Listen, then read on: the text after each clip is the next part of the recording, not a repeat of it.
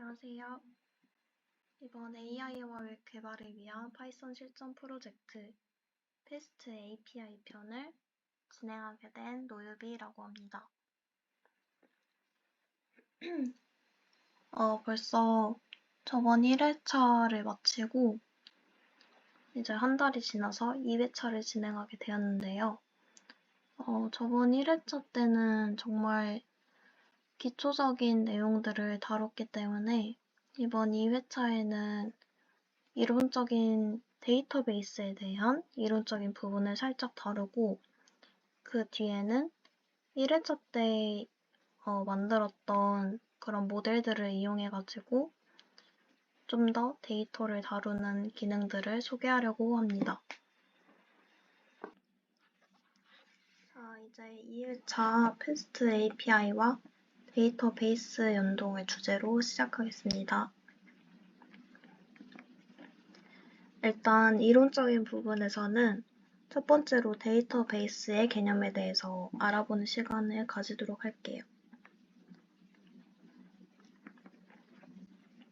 일단 데이터베이스가 뭔지 대충 아시는 분이 많을 텐데 정확히 어떤 개념인지 한번 알아볼게요. 일단 데이터베이스는 데이터를 체계적으로 저장하고 관리할 수 있도록 돕는 시스템입니다. 데이터베이스는 총 2가지 종류로 나뉘는데요. 첫 번째로 SQL 데이터베이스랑 NoSQL 데이터베이스로 나뉩니다. 흔히 SQL 데이터베이스를 관계형 데이터베이스라고도 칭하는데요. 이 차이가 뭐냐면 이 SQL 데이터베이스는 말 그대로 SQL이라는 문법을 사용하기 때문에 SQL 데이터베이스라고 하고 이 NoSQL 데이터베이스는 SQL 문법을 사용하지 않는 데이터베이스이기 때문에 그렇게 이름이 정해졌습니다. 그래서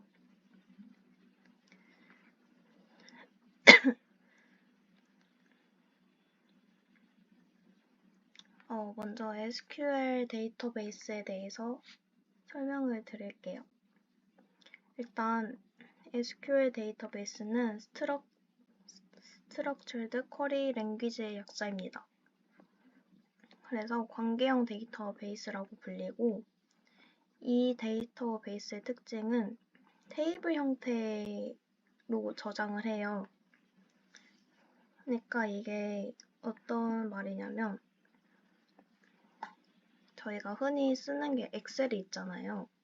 근데 엑셀은 열과 행으로 이루어져 있는데 그것처럼 데이터가 테이블, 즉 각 테이블은 행과 열로 이루어져 있는 것이고 열에는 속성은 행은 데이터를 나타냅니다.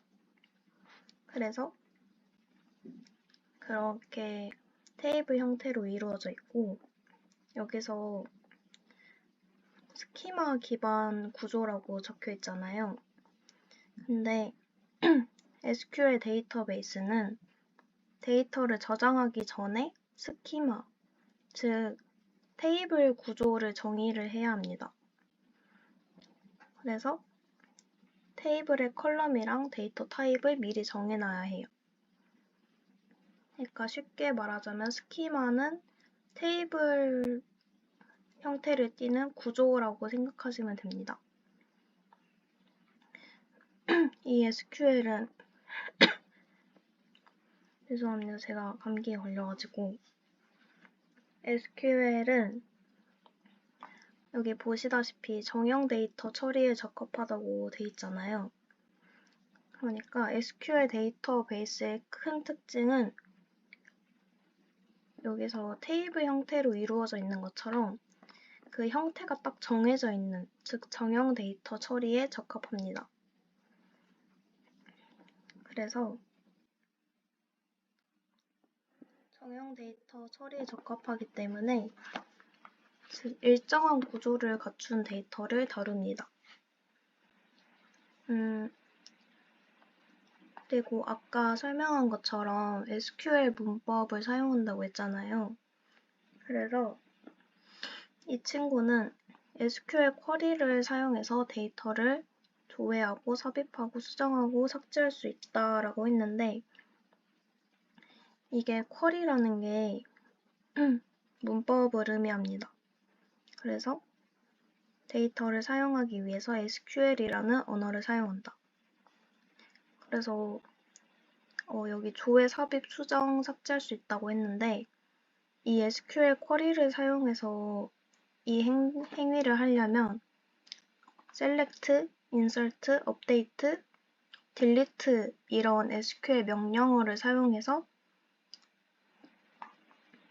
이런 행동을 할 수 있습니다. 그래서 장점으로는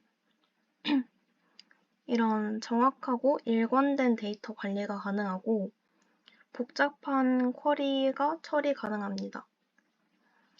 이런 SQL 문법을 통해서 복잡한 쿼리를 처리할 수 있어요.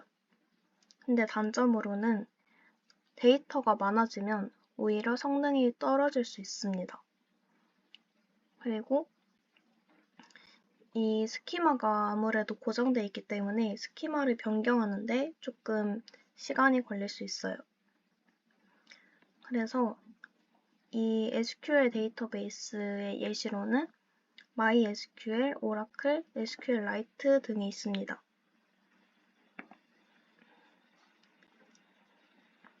그래서 다음으로는 NoSQL 데이터베이스에 대해서 설명을 드릴 건데요. 이 NoSQL 데이터베이스는 비관계형 데이터베이스입니다. 그래서 이 친구는 앞에 SQL과 다르게 정형, 반정형, 비정형 데이터를 모두 저장이 가능해요. 그래서 SQL 데이터베이스랑 다르게 얘는 테이블 대신에 다른 방식으로 저장을 하는데 대표적으로 말하자면 여기 키 밸류, 도큐멘트, 그래프의 형식이 있는데요. 그래서 이런 테이블 형식과 다른 다양한 형식으로 저장이 가능합니다. 그리고 데이터 구조를 미리 정의할 필요가 없어서 유연하게 데이터를 저장할 수 있습니다. 그래서 이거 같은 경우는 데이터 구조가 자주 바뀌는 경우에 유리합니다. 그래서 아까 SQL은 데이터가 많아지면 성능이 낮아질 수 있다고 했잖아요. 근데 이 NoSQL 같은 경우는 데이터가 많아져도 서버를 계속 추가할 수가 있어요. 그래서 성능을 높일 수가 있습니다. 이거를 수평 확장성이 뛰어나다고 합니다. 그래서 유연한 스키마 제공이 무슨 말이냐면 데이터 구조가 바뀔 때마다 스키마를 수정할 필요가 없으니까 빨리 변화하는 데이터를 처리할 때 유리합니다. 그런데 단점으로는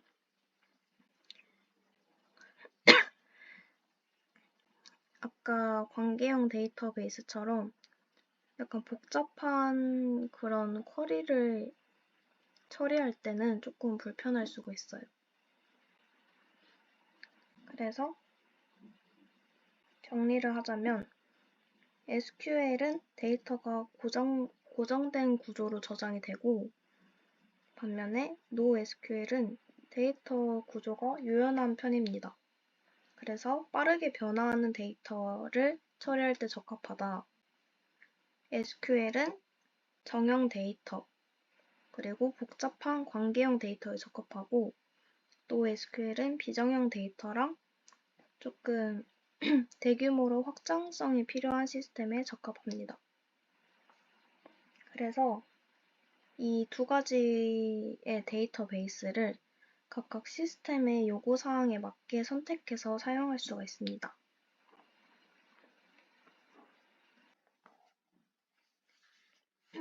그 다음으로는 ORM에 대해서 간단하게 이론을 설명하고 넘어가겠습니다. 일단 ORM은 오브젝트 릴레이셔널 매핑의 약자입니다. 아주 간단히 얘기하자면 여기는 객체와 관계형 데이터베이스 사이를 연결해주는 도구라고 했는데 이 프로그래밍 언어에서 쓰는 객체 클래스랑 이 RDBMS 이게 관계형 데이터베이스를 말하는 거거든요. 그래서 이 클래스랑 데이터베이스 이 사이를 연결해주는 다리라고 생각하시면 됩니다.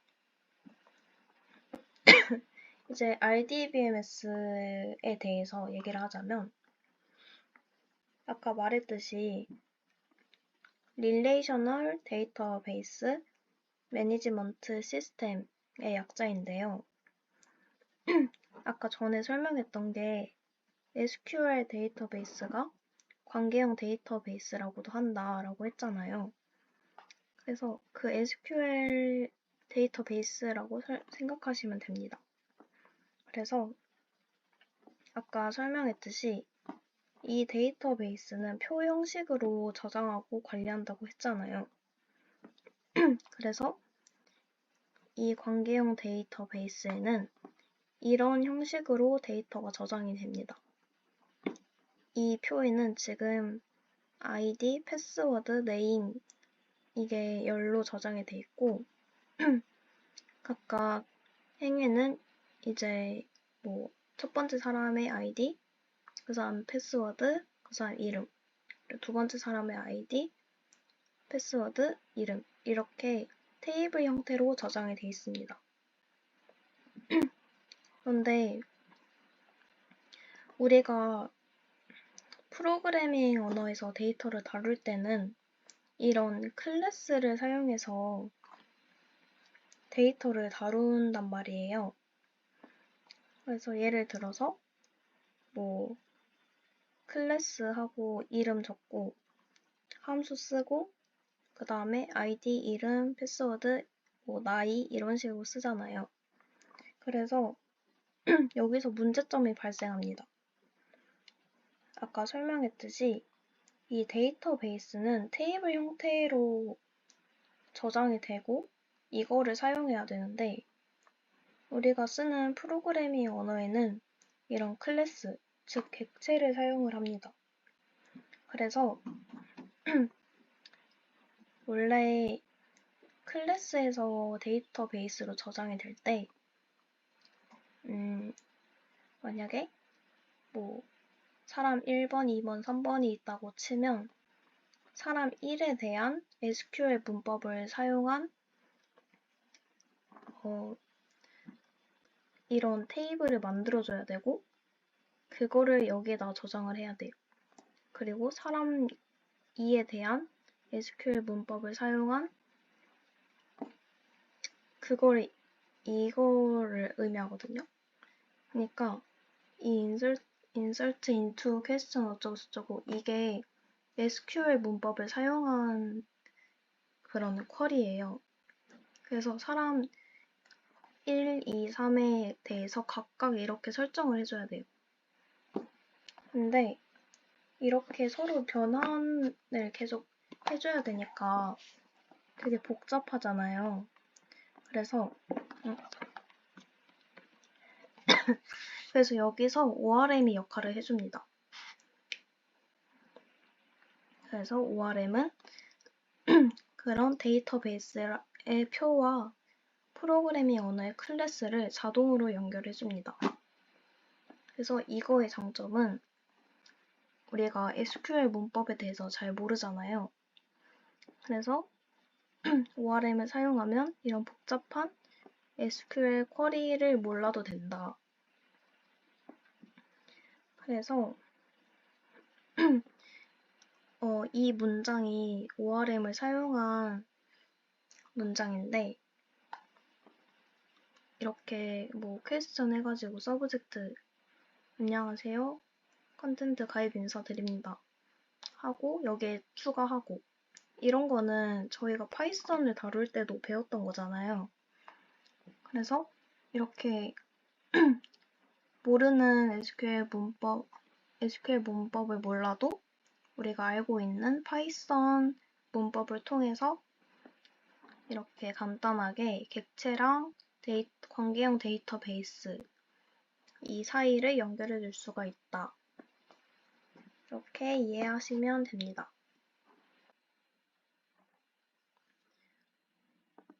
자, 이제 이번 장에는 실습을 할 겁니다. 저희가 저번 1회차 때 질문과 답변 모델을 만들었잖아요. 그래서 이번 장에는 그 모델을 그대로 사용해서 데이터를 생성하고 수정하고 삭제하고 조회하는 방법에 대해서 알아보려고 합니다. 그래서 그 저번에 사용했던 모델을 불러와 주시면 좋겠습니다. 그래서 저희가 그 만들었던 모델을 테스트를 하기 위해서는 먼저 파이썬 쉘을 실행해야 해요. 그래서 파이참 켜시고 파이참 터미널에 이렇게 파이썬이라고 입력하시면 됩니다. 근데 저희가 저번에도 myAPI라는 가상 환경에서 그 실행을 했잖아요. 그래서 터미널 프롬프트 왼쪽에 이 괄호하고 myAPI가 표시되어 있어야 합니다. 그리고 만약에 이게 안 돼 있다면 저번 자료 참고해서 가상 환경을 실행하시면 됩니다. 자, 이제 다음으로는 질문을 저장해 볼 건데요. 그러기 위해서 question이라는 모델 객체를 하나 생성을 해 볼 겁니다. 그래서 이 코드를 통해서 question 모델을 생성할 건데요. 이거는 그 파이참 터미널에다가 이렇게 코드 치시면 됩니다. 그래서 여기서 퀘스천 모델의 그 날짜가 지금 현재 일시를 대입하기 위해서 date time now를 썼습니다. 그리고 여기서 Q는 question이라는 모델 클래스의 객체예요. 그래서 이 객체는 아직 데이터베이스에는 저장이 안 됐어요. 그래서 저희가 저장을 해줘야 되는데 그러기 위해서 이 db from database import session local을 해줍니다. 여기서 session local은 데이터베이스랑 연결된 세션을 생성하는 클래스예요. 그래서 이 세션은 데이터베이스에 대한 작업을 처리하는 역할을 합니다. 그래서 이 db는 session local 괄호를 해줘서 실제로 이제 데이터베이스와 상호작용하는 객체를 만드는 코드예요. 그래서 여기 여기까지 입력해 주시고 이제 저희가 질문을 저장하는 거잖아요. 이 퀘스천을. 근데 그렇게 새로운 데이터를 저장하기 위해서는 이 db 객체에 add 함수를 사용해야 해요. 그 다음에 commit 함수까지 사용해야 되는데 이 add는 일단 add하고 괄호 q가 있잖아요. 이 q 객체를 세션에 추가하는 그런 메소드입니다. 그래서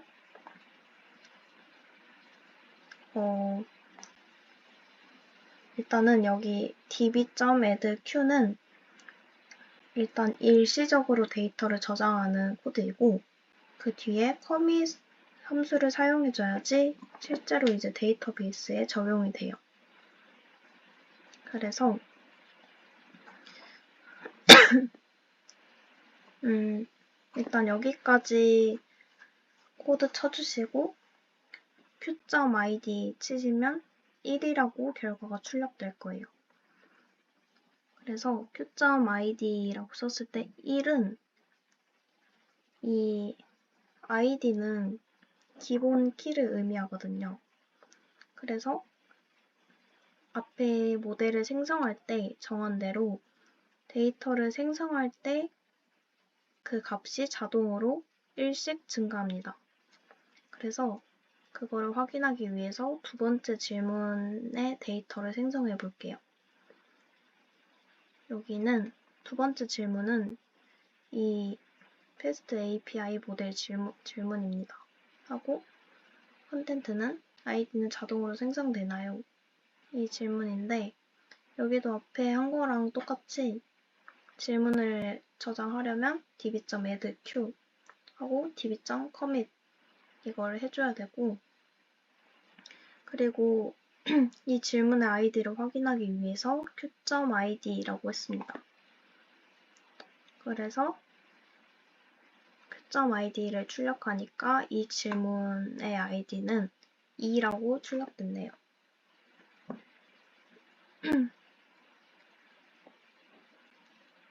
여기서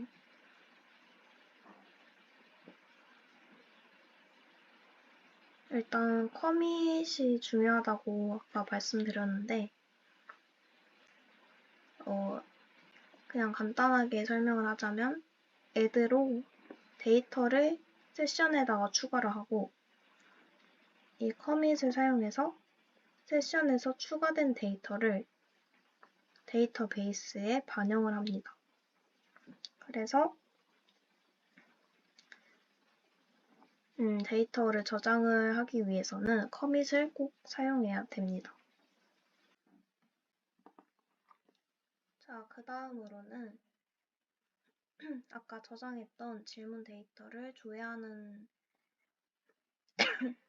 거를 해볼게요. 일단 첫 번째로 db.queryQuestion.all 괄호 이거를 해주면 데이터베이스에 저장된 질문을 전부 조회할 수 있습니다. 그래서 출력된 결과를 보시면 아까 질문을 2개 저장했으니까 이렇게 2개가 뜨는 거를 볼 수 있습니다. 그리고 그 다음으로는 필터 함수를 사용해서 첫 번째 질문만 조회를 해볼게요. 그러면 이제 필터 함수는 저희가 지정한 조건에 맞는 데이터를 찾아서 반환을 해줍니다. 그래서 여기는 id를 1로 설정했기 때문에 이제 기본 키인 id를 이용했으므로 값을 1개만 반환해줍니다. 근데 여기서 필터 함수 대신에 get 함수를 이용해서도 조회할 수 있어요. 그래서 get 함수를 사용해서 이렇게 출력을 할 수 있습니다. 근데 get 함수는 한 곳만 가능하기 때문에 이런 리스트 형식이 아니라 이렇게 객체 형식이 리턴됩니다. 그래서 이번에는 필터랑 like를 사용해서 제목에 paste API라는 문자열이 포함된 질문을 조회해 볼 거예요. 그러기 위해서는 여기 이 코드를 입력해 주시면 되는데 이렇게 question.subject.like 하고 %paste API % 이걸 해줍니다. 이렇게 하면 여기 옆에 보시면 그 양 끝에 %를 입력해주면 paste API를 포함하는 문자열이에요. 그 다음에 %를 마지막에만 입력을 하면 paste API로 시작하는 문자열을 검색하고 %를 처음으로만 첫 번째에만 쓰면 paste API로 끝나는 문자열을 검색할 수 있습니다. 그래서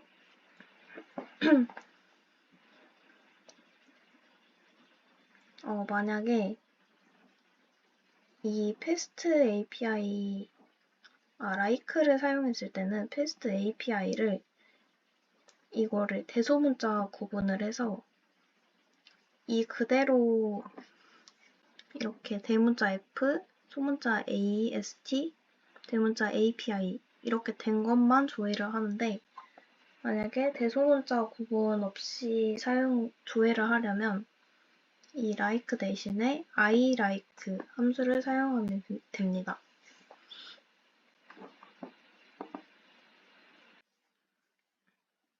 그 다음에는 질문 데이터를 수정을 해볼게요. 데이터를 수정할 때는 그냥 단순하게 대입 연산자를 사용하면 되는데요. 일단은 이 get2 이걸 이용해서 두 번째 질문을 조회해줍니다. 그 다음에 여기서 q.subject를 이용해서 서브젝트 속성을 수정해줄게요. 그래서 아까 전에 데이터를 저장한 것처럼 얘도 이렇게 서브젝트 속성을 이렇게 수정해준 다음에는 커밋을 꼭 해줘야지 데이터베이스에 반영이 됩니다. 이제 데이터를 삭제하는 거를 해보려면 첫 번째 질문을 삭제를 해볼게요. 그러기 위해서는 아까 한 것처럼 get하고 숫자 1을 입력해주고 여기는 삭제하는 거니까 db.delete 하고 객체인 q를 입력해줍니다. 그 다음에 이렇게 삭제한 것도 데이터베이스에 저장이 돼야 되니까 db.commit을 해줍니다. 그래서 이렇게 삭제를 하고 진짜 데이터베이스에서 삭제가 됐는지 확인하기 위해서 db.query 하고 question.all 아까 한 것처럼 전체를 조회하는 코드였죠. 그래서 이렇게 해주면 출력에서 첫 번째 질문이 삭제됐기 때문에 두 번째 질문만 남아있는 거를 볼 수 있습니다.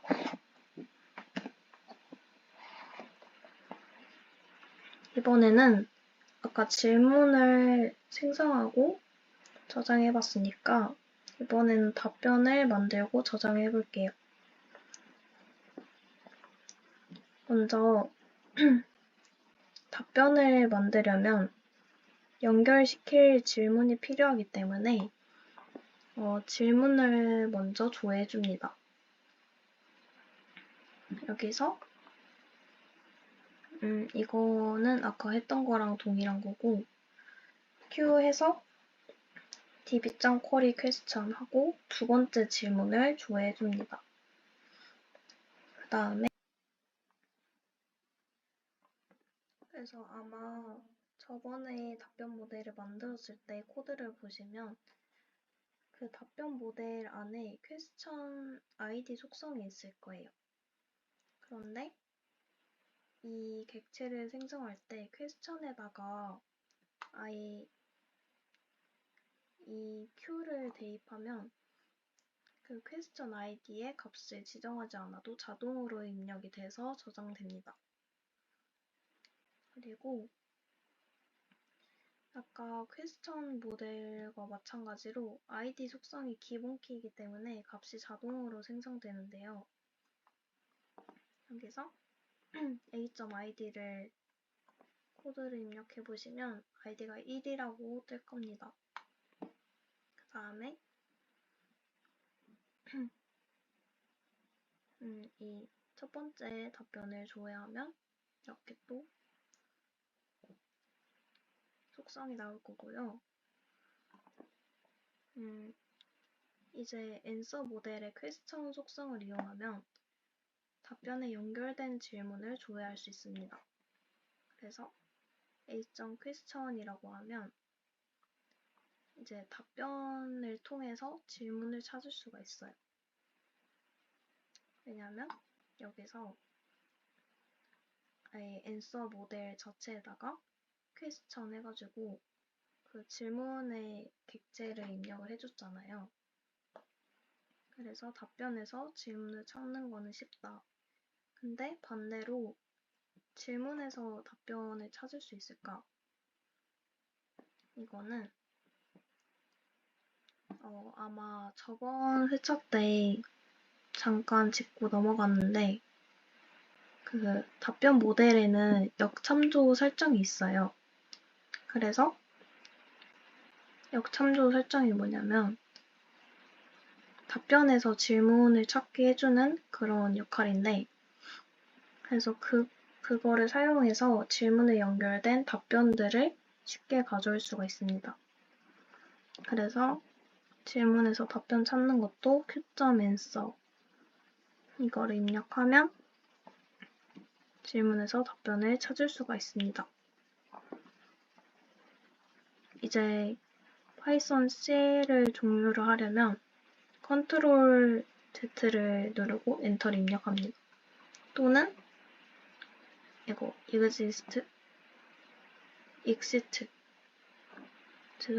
exit를 입력하시면 됩니다.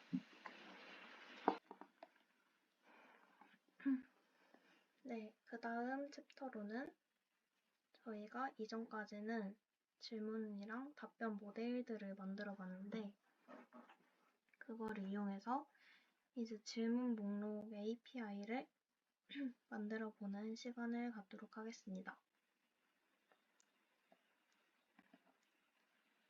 일단 첫 번째로 라우터라고 주제를 달아놨는데 이거에 대한 개념은 이따가 설명하도록 할게요. 일단은 저희가 이전까지 만들었던 그런 패스트 API로 만들었던 거는 백엔드에 해당되는 그런 코드예요. 그래서 그렇게 저희가 만들었던 코드를 직접 시각적으로 보기 위해서는 프론트엔드 프레임워크가 필요해요. 그런데 저희는 이제 그런 프론트엔드 프레임워크로 스벨트라는 거를 사용하려고 합니다. 이제 스벨트가 뭔지 간단하게 설명을 할게요. 일단 스벨트는 프론트엔드용 웹 프레임워크라고 합니다.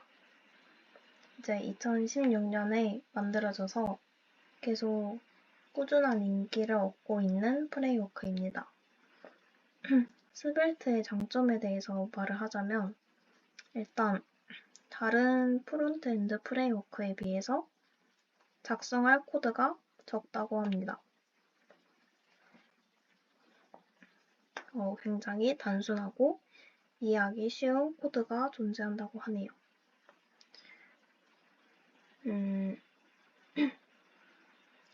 그리고 이 스벨트는 그냥 복잡하지가 않아서 그냥 순수한 자바스크립트만으로도 그 기능을 이해하기 쉽게 구현했다고 합니다. 그래서 이 스벨트를 사용하기 위해서는 node.js가 필요해요. 이 node.js가 뭐냐면 얘는 자바스크립트로 애플리케이션을 개발할 수 있게 만들어주는 도구입니다. 그래서 스벨트를 사용하기 위해서 먼저 node.js를 설치해 주시면 됩니다. 그냥 크롬이나 그런 구글에다가 node.js 검색하시면 아마 쉽게 설치 가능하실 거예요. 설치 버튼 누르고 다운로드 다 됐으면 그냥 계속 넥스트 버튼 누르면 됩니다. 그래서 이 node.js를 설치를 하면 이 노드 패키지 매니저라는 것이 같이 설치가 되는데 이 노드 패키지 매니저를 npm이라고 합니다. 그래서 스벨트는 npm 명령을 통해서 설치할 수가 있어요. 그러니까 파이썬에 설치할 때 pip 하고 인스톨 이런 걸 사용하잖아요. 그거랑 같은 개념이라고 이해하시면 돼요. 그래서 이제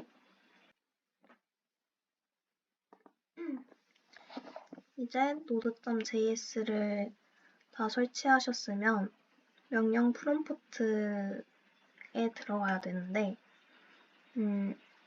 저는 이 방법이 편해서 이렇게 진입을 해봤습니다. 먼저 저희가 가상 환경을 myAPI로 정했잖아요. 그래서 그 폴더 보시면 myAPI를 이렇게 경로를 통해서 찾으셔가지고 여기에 들어간 다음에 그 들어간 상태에서 위에 경로창 주소창이 있잖아요. 여기에다가 cmd라고 입력을 해줍니다. 이거 다 지우고 cmd라고 입력해주시고 엔터를 치시면 이렇게 쉽게 myAPI 가상 환경에 진입할 수가 있습니다. 그래서 저희의 목적은 스벨트를 설치하는 거기 때문에 이렇게 코드를 입력을 해주고요. 그 다음으로는 이 프론트엔드 디렉터리로 cd를 통해서 이동한 다음에 설치를 해줍니다. 그러면 이렇게 간단하게 스벨트가 설치가 됐습니다. 그런데 스벨트 코드를 또 작성하는 도구로 비주얼 스튜디오 코드를 설치를 해야 되는데 저도 이렇게 설치할 게 많을 줄 몰랐는데 네, 어쩔 수 없이 설치를 해야 되네요. 그래서 그 비주얼 스튜디오 코드는 이것도 구글에다가 치시면 간단하게 설치가 가능할 겁니다. 그래서 이거를 설치하시고 VS 코드를 실행하셔가지고 일단 그 파일에서 폴더 열기를 누르시고 이거는 경로인데 프로젝트에서 myAPI 통해서 프론트엔드 이 폴더로 들어갈 겁니다. 그래서 프론트엔드를 누르시면 이 폴더를 기준으로 VS 코드가 실행이 됩니다. 그래서 이런 화면이 뜨면 이제 바르게 실행을 한 거고요. 이 비주얼 스튜디오 코드는 스벨트 그런 확장 프로그램을 지원하기 때문에 아마 여기 왼쪽에 보시면 이 모양이 있을 거예요. 그래서 이게 확장 프로그램 설치하는 건데 이거를 누르시면 여기 검색창에다가 스벨트라고 칩니다. 그러면 아마 두 번째쯤에 이 스벨트 폴 vs 코드 하고 여기 설치 버튼이 있을 거예요. 그러면 설치 누르셔가지고 설치하시면 됩니다.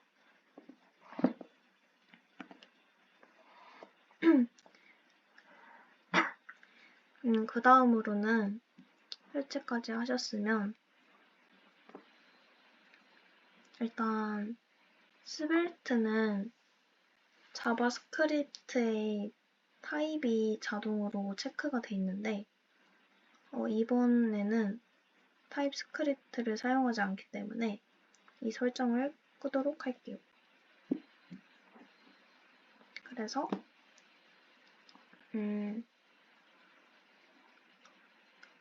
여기 목록에서 여기 js config.json 이 파일을 여시고 그러면 아마 여기 밑에쯤에 check.js 해가지고 true라고 적혀 있을 건데 이거를 false라고 변경해 주시면 됩니다.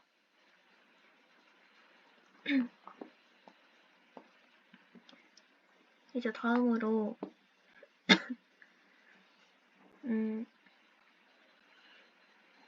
이제 스벨트 서버를 실행할 건데 이 VS 코드 밑에 보시면 터미널이 있을 거예요.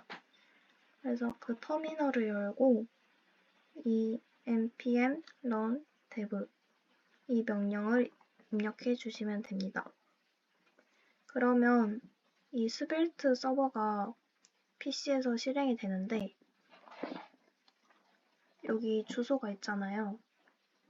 이 주소를 브라우저 아무거나 여시고 그 주소창에다가 입력을 해줍니다. 그래서 입력해주시면 이런 화면이 뜰 거예요. 그러면 이제 성공적으로 프론트엔드가 실행이 된 거예요.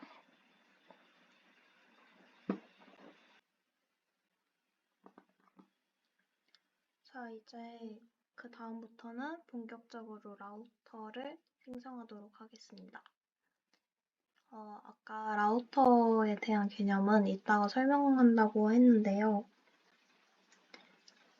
일단 라우터는 간단하게 말하자면 URL별로 처리할 일을 정리하는 하나의 주소록이라고 생각하시면 됩니다. 예를 들어서 API를 만들 때 여러 개의 URL을 처리해야 하잖아요.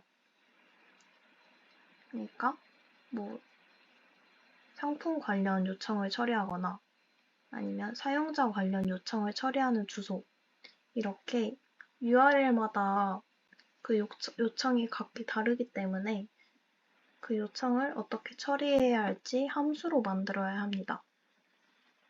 그래서 이 라우터는 바로 이 주소와 처리 방법을 정리해주는 역할을 합니다. 그래서 라우터는 API 경로를 처리하는 함수들의 집합이라고 생각하면 돼요. 그래서 라우터를 사용하면 여러 개의 URL을 관리하기가 더 쉬워지겠죠. 예를 들어서 아까 설명했듯이 상품 관련 요청을 처리하는 주소를 아이템이라고 하고 사용자 관련 요청을 처리하는 주소를 유저라고 정한다고 하면 첫 번째는 아이템 라우터라고 할 수 있고 두 번째 거는 유저 라우터라고 정해가지고 묶어서 처리할 수가 있습니다. 그래서 이렇게 하면 코드가 간결성 있게 되고 경로를 별도로 관리하기가 좋아집니다. 그래서 라우터를 만들기 위해서 제일 먼저 할 일은 질문 목록 API를 만드는 거예요. 그래서 이제 다음 디렉토리를 일단 생성을 하면 되는데 여기 myAPI 있잖아요. 여기서 새로 만들기 들어가셔가지고 경로를 누르시면 이렇게 새 디렉토리가 뜹니다. 여기다가 domain/question이라고 입력을 해주세요. 그러면 이렇게 도메인 밑에 question 디렉토리가 생성이 됩니다. 그래서 이렇게 새로 생성한 디렉토리에 이렇게 question router 파일을 생성을 해줄게요.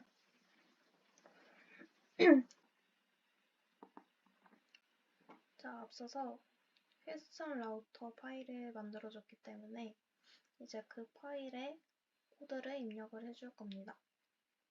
이제 라우터 파일에 가장 필요한 거는 아무래도 라우터 객체잖아요.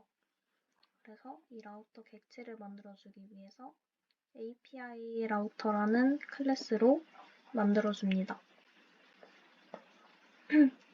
그리고 이렇게 코드를 입력해 주시고 이렇게 만든 라우터 객체를 패스트 API에다가 등록을 해줘야 되기 때문에 이제 메인 전에 만들었던 메인 파일을 열어서 수정을 하도록 해줄게요. 그래서 이렇게 이 메인 파일을 여시면 여기 세 번째 줄에 이 from domain.question import question router 이걸 입력해 주시고 여기에 마지막에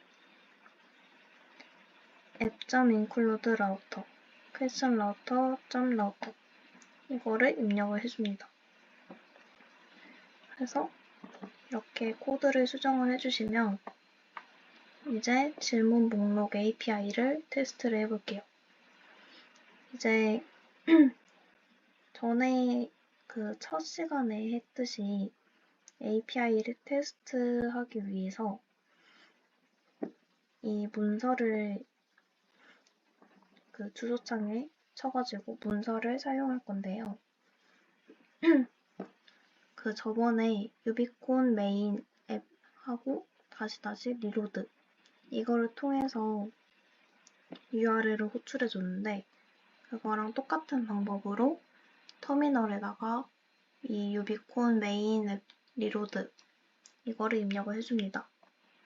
그러면 이렇게 출력이 되는데 여기서 이번에는 http 127.0.0.1 하고 8000 이 URL이 호출이 됐는데 이거를 주소창에는 뒤에 꼭 docs 이거를 붙여가지고 검색을 해주셔야 이런 창이 뜹니다. 그래서 이렇게 저희가 만든 것처럼 여기 API 퀘스천 리스트 이게 떴잖아요. 이게 질문 목록 API가 등록된 화면임을 알 수 있습니다. 그래서 이제 결과를 확인하려고 하는데 결과를 어떻게 보냐면 이렇게 창이 떴으면 이 화살표를 누르시고 그럼 트라이 아웃이라는 게 있을 거예요. 여기쯤에. 그럼 트라이 아웃 누르시고 이거를 눌러줍니다. 그러면 이렇게 밑에 결과 창이 뜨는데요. 저희가 그 처음에 질문으로 등록했던 것처럼 이렇게 서브젝트랑 컨텐트가 뜨고 아이디가 뜨고 그리고 create date 그 저희가 이거를 현재 시각으로 정했잖아요. 그래서 create date랑 subject content id가 이런 response body에 입력돼 있음을 알 수가 있습니다. 그래서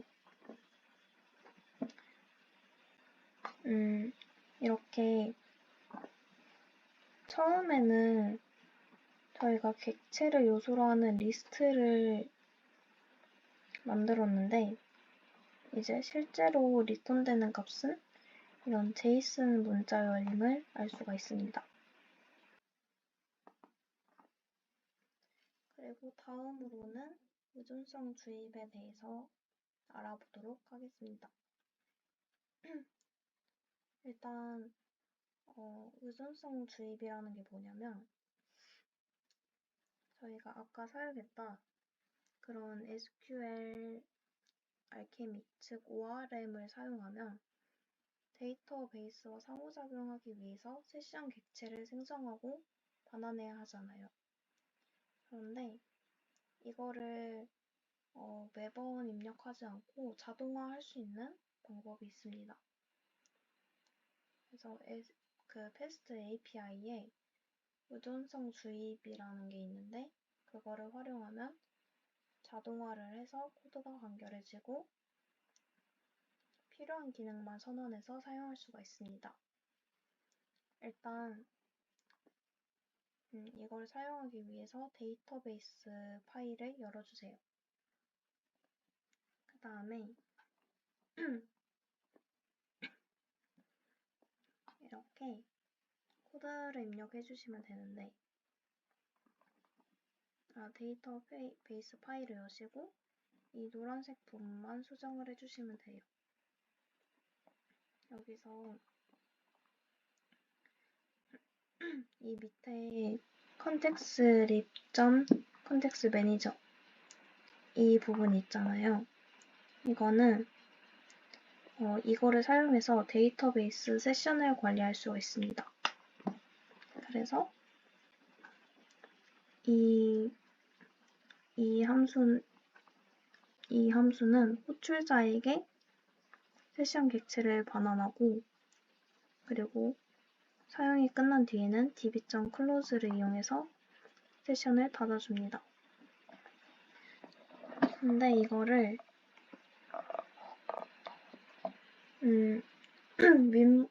윈문을 사용해서 세션을 열고 사용할 수가 있는데, 여기서 이거는 퀘스천 라우터 파일을 열어주셔야 합니다. 그래서 그 퀘스천 라우터 파일을 여시고, 얘도 똑같이 노란색 부분만 수정을 해주면 됩니다. 그래서 이 아래쪽 보시면 윈문이 사용된 거를 볼 수가 있어요. 그래서 이거를 이용해서 데이터베이스 작업을 수행해 줍니다. 자, 이제 다음으로는 디펜즈를 사용해서 더욱 간단하게 사용할 수가 있는데요. 아까랑 똑같이 퀘스천 라우터 파일에서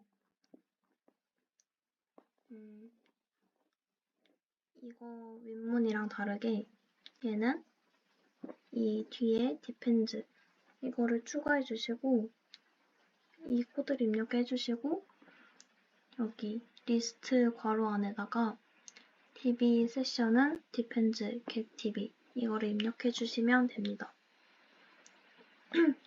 이거는 get db 함수를 여기처럼 윈문이랑 사용하는 대신에 퀘스천 리스트의 함수의 매개 변수로 이 객체를 넣었어요.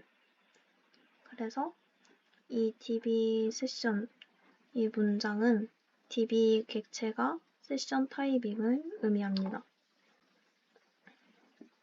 그래서 패스트 API의 depends는 매개 변수로 전달받은 함수, 즉 이 함수를 실행시킨 결과를 리턴을 해줍니다. 그래서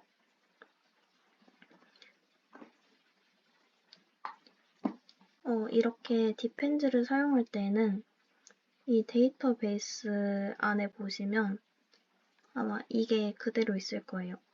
그래서 이 depends는 getDB 함수에 자동으로 이 컨텍스 매니저 이게 적용이 되어 있기 때문에 데이터베이스의 컨텍스 매니저 이거는 제거를 해주셔야 합니다. 안 그러면 이중으로 적용되기 때문에 오류가 발생해요.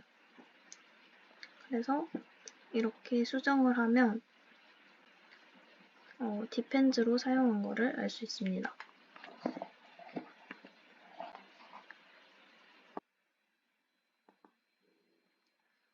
자, 2회차는 이렇게 마무리가 되는데요.